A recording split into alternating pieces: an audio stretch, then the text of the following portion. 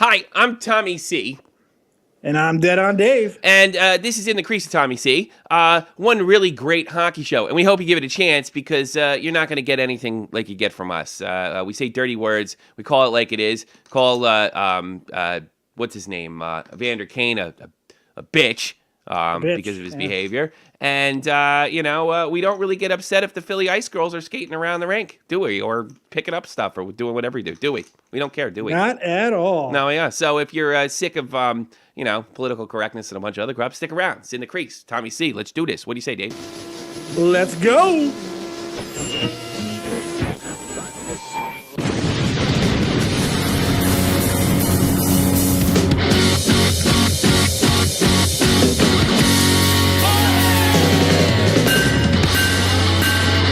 The NHL ticket drive in Las Vegas. It'll be a failure, more than likely. Come on, let's do this.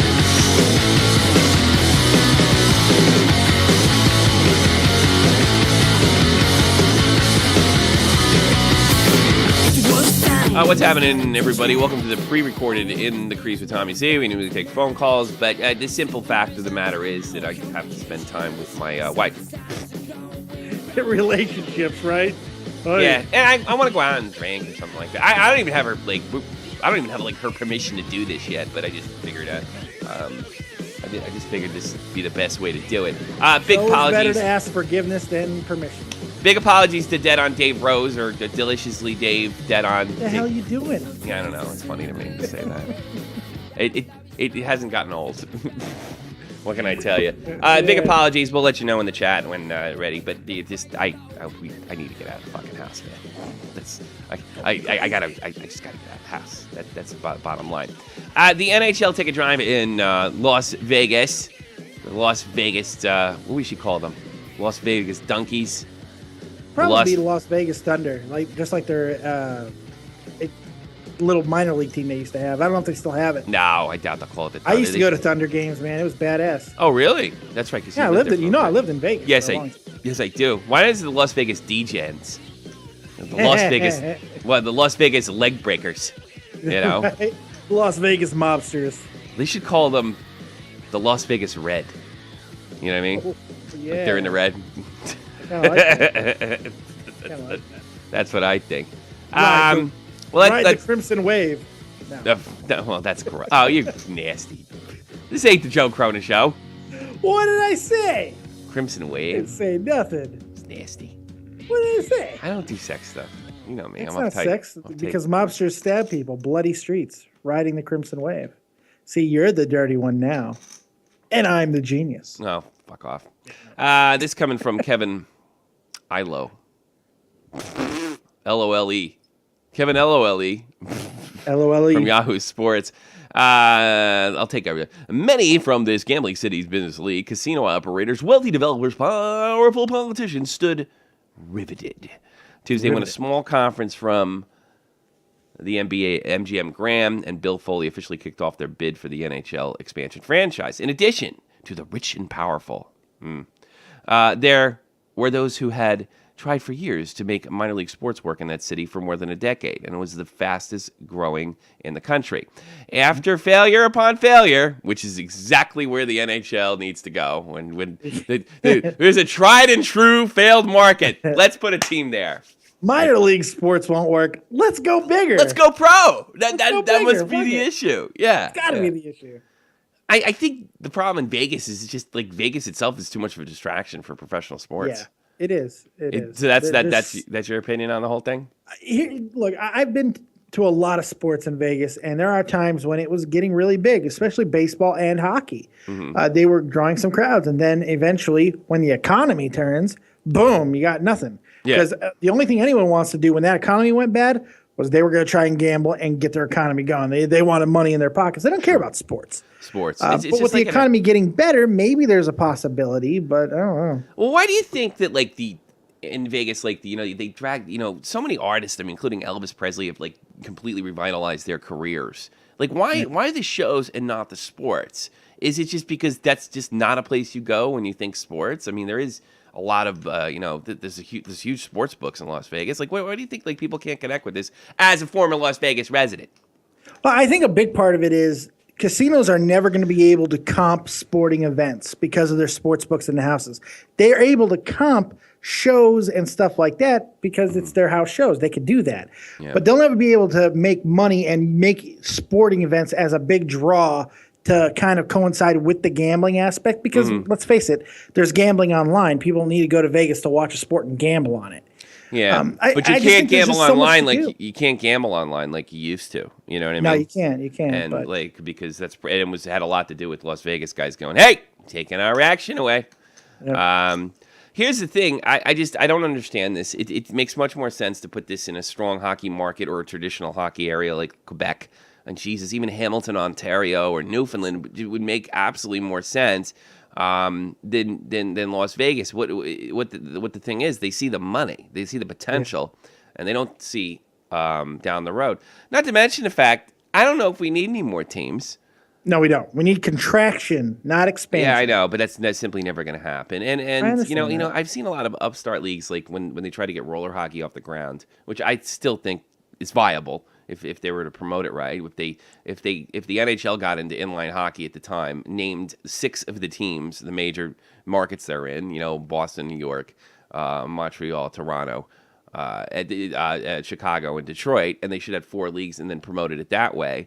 6 teams, build something, send those guys off to the inline because I don't know if you know this, the ice hockey people run the International Ice Hockey Federation runs the Olympic, or not even Olympic, but the high-end inline tournaments.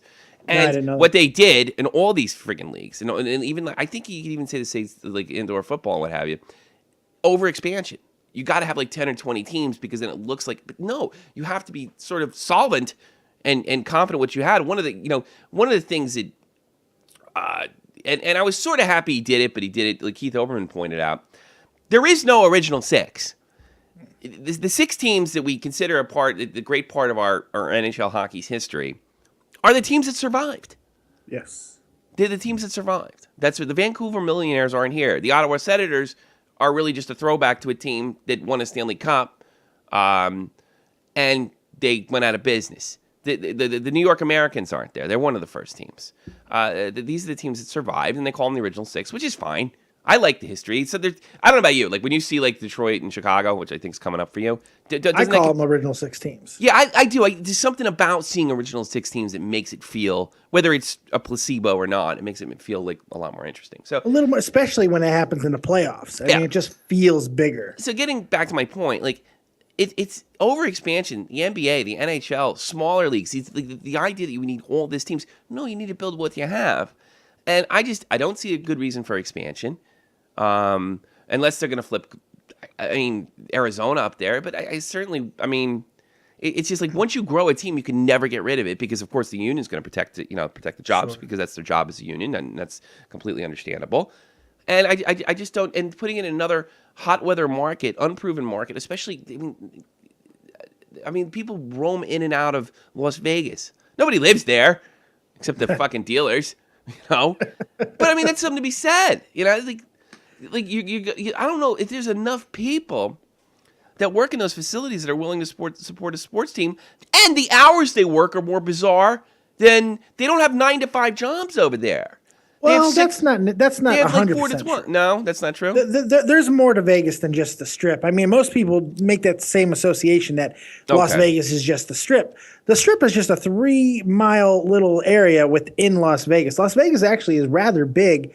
And there's a lot going on there. Lots of schools, lots of other industry going on. That's why there's been so many sports teams and leagues that have been attracted there over the years. Mm-hmm. They just don't work for whatever reason. I think a lot of it has to do seasonality. I think, especially for hockey, which, funnily enough, the Las Vegas Thunder is the most successful of all franchise that has ever been in Las Vegas. Oh, geez, the NHL. And that's what they're basing it on. It could be what they're aiming for.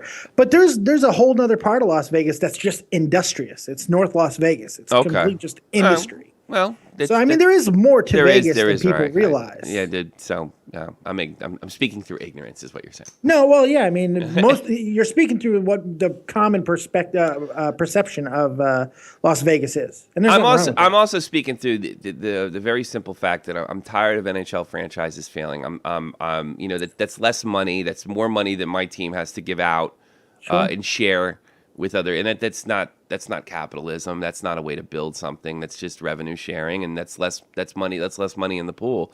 And I don't think we need all these teams. And the other thing is, this is going to sound strange, the growth of the sport is not very important to me anymore. We made so many efforts in the 90s. We had this wonderful player called, I don't know if you heard him, his name was Wayne Gretzky. We had the inline hockey boom, which did bring a lot of people in, but it was nowhere near to what you would think with baseball and football and traditional American sports. Football did nothing but grow during hockey's all their efforts. And I just started to come, and then, hockey looks that they have this sort of international market in Northern Europe and the Czech Republic and, of course, from Russia. And it's even with all that, the wall falling, it wasn't enough to make hockey mainstream. Is it because the names are unusual, that people can't connect? Is it because it's considered that's what our brothers to the north? But here's what I've come down to. I don't care. I really like the game the way it is. And the bigger it gets, the more it seems to attract people that didn't grow up with it. And they have sort of bizarre views on what the game should be. No fighting, shootouts, things of that nature. And I think it really spoils what we already have. I would rather, I heard Ryan Lampert say this. It's a small sport, but it's our small sport. Like, it was a stupid way to look at it. From a business model, yes. I don't care. Growth causes change. It's fun. It's great the way it is. And it's starting to dip. It's getting to the point where, like, the NHL, they don't even do hip compilations anymore. Yeah. Because of the people we're pulling in are like, this is a violent sport. Like, well, all right, you don't have to watch it. And I don't understand. We're putting in another warm weather area. We're attracting people that want to change it. They want to make it something other than we need higher scores. Well, yeah, and Las Vegas does attract nefarious people anyway. Exactly. I can't. I'm glad you made that connection. Yeah. Well, the funny thing about Vegas, whether it be an NHL franchise or not, they're going to continue to want to put teams in there. And there's one reason as to why. And I figured it out. And, well, actually, I read it and then I made the connection. But because it makes total sense. It's the fight capital of the world. There's other sports that do amazing business, UFC, boxing, even in a down period of boxing history like we are in, still do amazing numbers at the MGM Grand. Yeah. There are still sports that thrive there, but they're different audiences. Yeah. Fight crowds, they don't mind going from the casino right into the fight and watching a fight and then going back out of the casino or going home because they feel special. Yeah. Having a team, that's a fan base. Yeah, that's true. And I tell you something else. Here's something I've noticed, and this is not scientific at all. Guys that like golf, boxing, tennis, UFC, they're not, the reason they like those sports is because there's this whole world of individual sports out there. Yes. They tend to be more extreme athlete, made like extreme hiking or going up mountains and individual sports.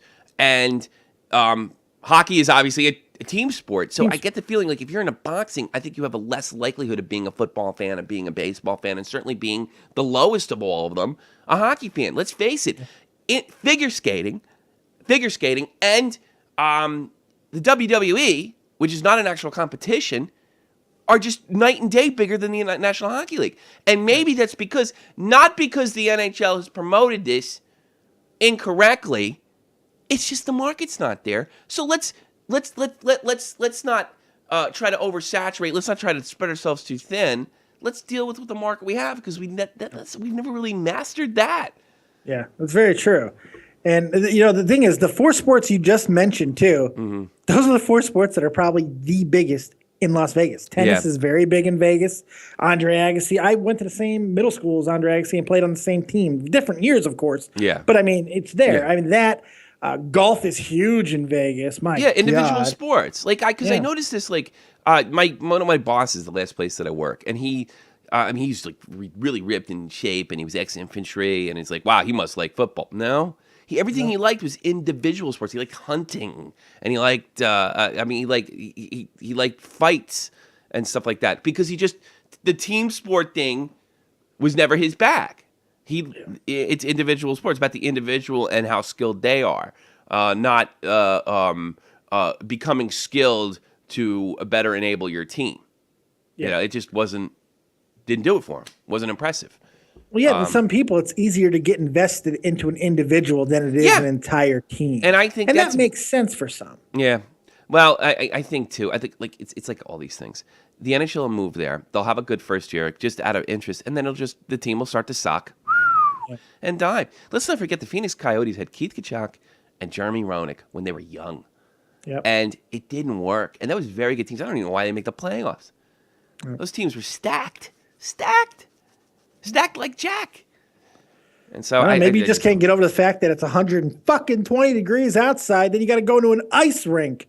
You know, maybe your mind just doesn't work right. Lead the league, and I'm sure Los Angeles leads the league in colds every year. Right. That's it. Other stuff in the news, of course, we covered this earlier with Yevgeny Nabokov was traded to from the Tampa Bay Lightning to the San Jose Sharks, and they're really giving him some very, very nice. I'm not putting. Actually, no, that's the girl that did in Harrison Mooney. I'm not putting her shit up there. They're really doing a great job in thanking Yevgeny for his wonderful hockey service. This is a guy who scored a goal. He's a big guy over in San Jose, and he's going to get to retire like a man. And the Sharks fans are really, I think, doing a spectacular job in the Sharks organization to sort of thank this player for his service. And I say that quite literally because if we're going to get all crazy about players getting money back and then being abused and how much they do sacrifice, which is legitimate in the later half of their lives as far as physical movements restricted and pain and headaches and what have you. So it is sort of service in a way. You're paid quite well for it, but I mean you do also give a lot, and I just think it's nice what they're doing over there. Yeah, it was a really emotional retirement speech he gave on yesterday. Mm-hmm. He got emotional, and it's nice that he was able to go out with a team that he wanted to go out with. It's a cool thing. You don't get to always see that. No, you don't. And if getting Nabokov, he's not like this power super duper star. He's a very, very good goalie. He's more than likely not going in the Hall of Fame. He probably he may have his number retired in San Jose. What a high honor that would be.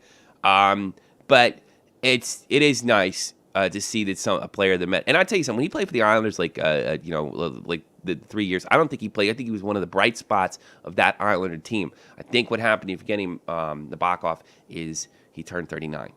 Yeah, it Father Time is saw it undefeated, happen with Marty. It's just like, and I think that's a testament. Like the longer you go, I think that's a testament to your greatness as well. Sure. We're talking about Tim Kerr, former Philadelphia Flyer, ended his career with the Rangers. Just it's so hard. And then you see how Jaromir Jagr is just hanging on, and trying to play. I mean, he's still effective, but there's going to be a day where he goes out like, look, everything feels fine, but I just can't do this. And I don't know why. No, I'm just having a bad day. And then you go out and embarrass yourself some more.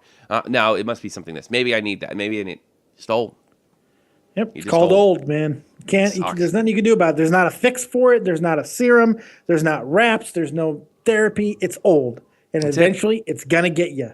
And it's a scary thought. Your boy your boy Versteeg came back last night, correct? Yeah, he did, to not much fucking assistance. No. I'm starting to wonder if there's a little bit of a problem over there. Every time we turn on the damn Hawks, they're losing. Losing to teams they shouldn't be losing to.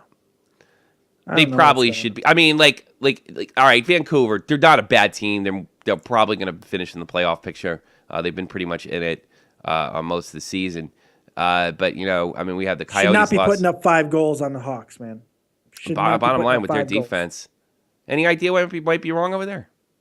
I think that there's Quinville has a theory. He's not liking what his defense is doing as far as decision makings. He's really thrusting home this philosophy of you're making bad decisions in your own zone on defense, and that will kill you. Yeah, plain and simple. If you make really bad or even hesitation within your own zone on defense, you're putting your fucking goalie on an island. Yeah, and you can't do it.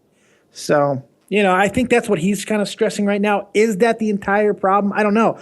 But when you have a guy come back off injury after missing 16 games, sometimes it does take a little bit of time to re-gel the lines. I mean, there's a lot of things. Or maybe the Hawks just aren't as good as we thought they were. I refuse to believe that yet because they've shown brilliant hockey at times. I don't think so. I don't think that.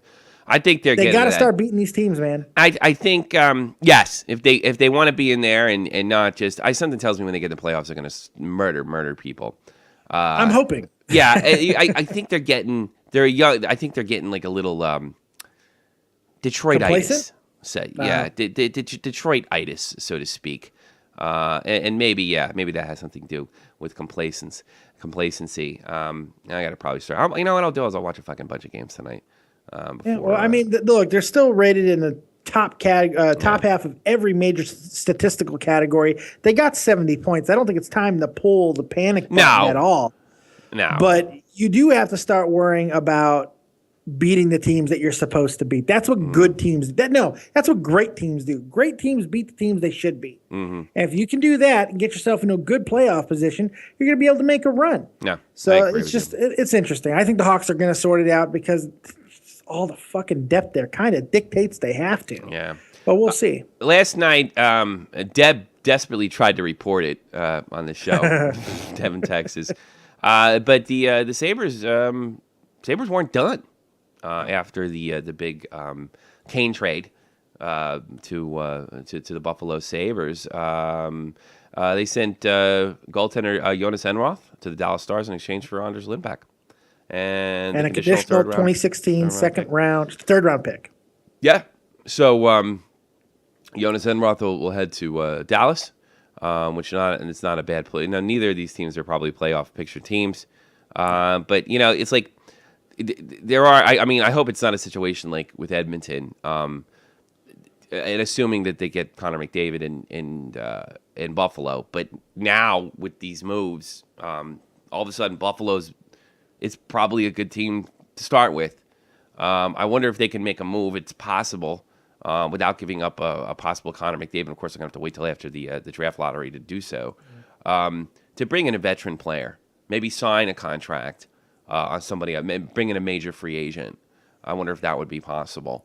I think it is. I think, it all depends, like you said. When they find out what their positioning is, they still got another first-round pick. Yeah. So, I mean, they can make that into something to pair with him and Kane and that guy's name that I can't pronounce, and I'm not going to do it again. Bogus. There's light, I think, because this guy, this GM over there has been acquiring assets since the entire time he's been there, and you got to be for something. You got to fire those bullets at some time, right? Yeah. Bob McKenzie. Loading your gun, fucking pull the trigger, and you got to think it's coming. Yeah, if you get Connor McDavid to be your friggin' center with a guy like Evander Kane on the same line, you're talking some serious destructive power. Yeah. Now, you combine that with a fucking proven veteran that you might be able to swing from another team for like a first-round pick and maybe some couple of young assets. The rap shit on this Brendan Lemieux, one of the guys that's going to go over. Yeah. It's, if he's as good as his old man, that's quite a pickup. At the very least, it's going to give you some strength, a little bit of balls. Yeah. The kid will give you some balls. Well, if he's dirty like his old man, his old man was filthy. He was filthy. He's filthy. Dirty. We're being kind. He was like a Romanian whore. He was so filthy dirty that Claude Lemieux. But there was something very. I was so glad we retired because then I could appreciate his game. I remember Adam Graves beat his ass after the 1992 Game 6. I don't know what they call it, Patrick Division final when they in those days.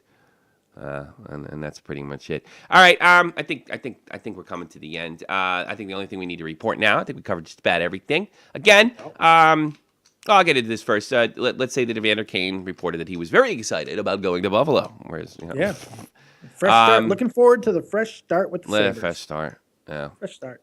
Hey, you know what? He's saying the right thing. That's what you're supposed to say. Yeah, that's what you're supposed to say. But I was listening to a part of our show yesterday. And you said you're not willing to write him off, and you know what? That's fine. Yeah, sure. But here's the thing, and this is just my cynical way of looking at the world. People don't change that much. Let's face it, especially by the time they're 20-something years old. They calm down, but they don't change. Nobody changes. Yeah, what do you mean? Sometimes people do change. Yeah, in those after-school specials, people change. Well, they don't need him to change. Yeah, they need him to adapt. That's what they need. They don't need him to change. Adaptation. Is he capable? I mean, that is a change, though. You got. But it's not. Look, when people use the word change, we're talking about something on a fucking inside level. And you're right. That never changes. Who you are is who you are. But when you adapt to your surroundings out of instinct of survival, money, fame, whatever it is, adaptation is a different thing altogether. And I think that's still possible for a 23-year-old young man who might start to buy into the fact that he could be great. Sure. I don't know. It comes down to this, and it's just so sports cliche bullshit. Sure. How bad do you want it? Yeah. And it sounds so stupid and simple, and like, what the fuck does that mean? But yeah, it's like if he wants it deep down in that area that can't change, well then yeah, he'll come through. But it's not all about Evander Kane, and I get the impression he's been led to believe that. And his NHL career will be less than it probably should have been if he doesn't learn this. Sometimes guys learn this when they're about 32. Like, I don't believe you become an adult until you're like 30. I really don't. 30, 31 or something. Like, things change. Oh, don't say that to the millennials. Oh. I don't give a fuck. I mean, they're the ones. I mean, they're even worse. I'll up the age. 40 for you guys. 40. Like, I went through that know-it-all stage when I was 22. And Maybe I'm meeting these guys, these Generation Y guys. They have this fucking teenage outlook on life when they're 28, 29, and 30. So I guess 40 for you guys to figure out that you're not entitled to a good life. You just have to put yourself in the best position to have one. Yep. And fucking, what's his name's a millennial too? A Kane. Yeah. I think he is anyway. Whatever. Close enough. Yeah. How do you know he's a millennial? He looks like one. Yeah, he looks like one. Big fucking baby. Last night in the National Hockey League, the Vancouver Canucks take Chicago Dead on Dave's Chicago Blackhawks in OT 5-4. Did watch a little of that game, but I got distracted. I did. Wednesday night, why will we walk on a week? The Pittsburgh Penguins, they completely take apart their Wednesday night rival, 4-1. They pretty much dominated the whole time. Detroit was never really in it until they scored one goal and they never got back in it. And it was the end of the second period or something like that. And the Caps keep rolling, and the Sharks, who keep getting run over, they managed to pull a victory. Well, it looks like a good game. Final OT 5-4. No shootouts. Good stuff, right? A lot of goals. A lot of goals. I can't wait till they get to the 3-on-3. I think it's a pretty good chance. It's inevitable. We're gonna get 3-on-3 next year. It's gonna be fun. It's just a matter of time, baby. I think it's gonna be fun. Now, and I always start off with my favorite team. The New York Rangers are in Colorado to meet the Avalanche. Should be a good victory. That's at 9 p.m. Eastern Standard Time, 7 p.m. Eastern Standard Time. The Mighty Punks take on Lauren Darkin's Carolina Hurricanes. Good luck to you, buddy. Rough season for those Hurricanes. The Toronto Maple Leafs are in Long Island to probably get stomped. Yep. Stomped. Next year they'll go to Brooklyn, they'll get stomped.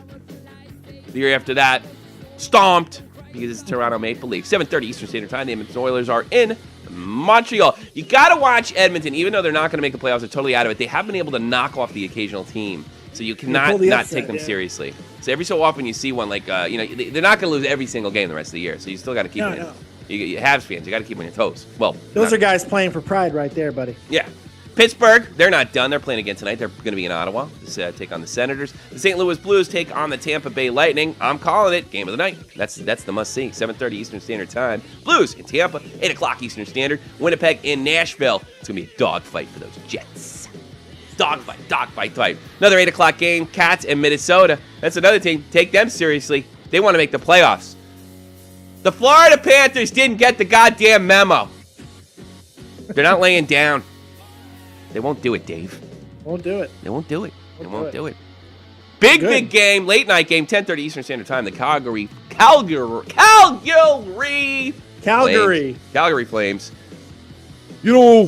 Up here in Calgary, I don't know. I'm not gonna even. You come to Calgary and you think that you could just take us, but you don't know what it's like.